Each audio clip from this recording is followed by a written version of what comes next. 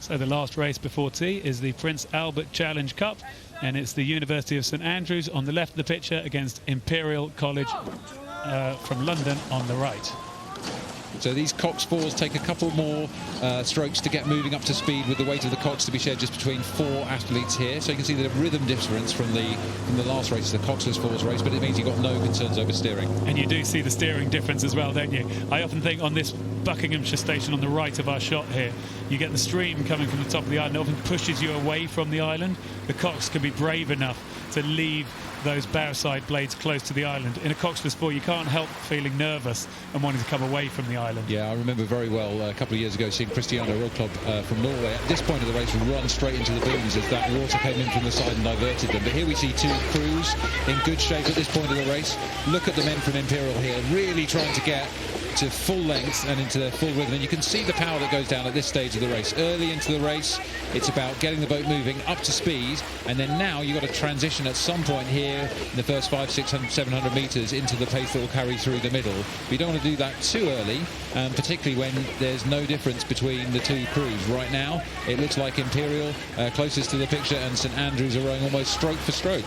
Well, it is almost stroke for stroke. I think it's a good start for the University of St Andrews. If we look in the records, they both raced at Marlow. Imperial College were 3rd in University fours at Marlow.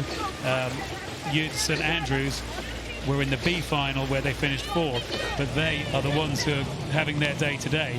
And as we pick the race coming up towards the enclosures, actually St Andrews are in the lead.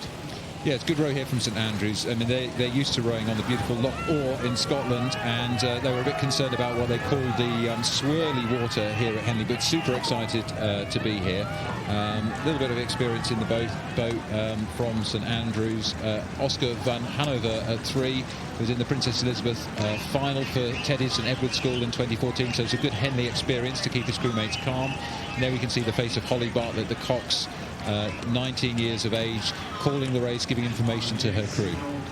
Well, Campbell Nelson in the stroke seat of this St Andrews crew was also at St Edward's, Oxford, together. So this combination in the stern working well in the University of St Andrews crew. Yeah, there we see Imperial. Now, this is not the top Imperial boat, which is the in the Temple, the Student Men's 8s event. So this is their second crew. They put in a pretty good performance through the start of this race, and now what they're doing is struggling to stay on terms as much as they can do with the Scots, who are sitting now a couple of lengths up ahead of them as they come through the enclosures. Really large crowds here come out to see some great rowing here on the first day of Henley Royal Regatta. Standing room only, and applause and appreciation for a great row from the men from St Andrews. St Andrews, they really went for this in that first part of the race, and then they were able to take advantage of that early move and keep pushing through the middle. So when we came back to it, see them with that good lead, and then they haven't given that up as they're coming down now towards the line. And you can see Holly Bartlett in the coxswain seat, laying down there in the front of the boat. She'll see the finish line, and takes the crew across the finish line, and that's a fantastic win for St Andrews, as we now see Imperial College London coming across the line. There'll be no need to wait for an umpire's white flag.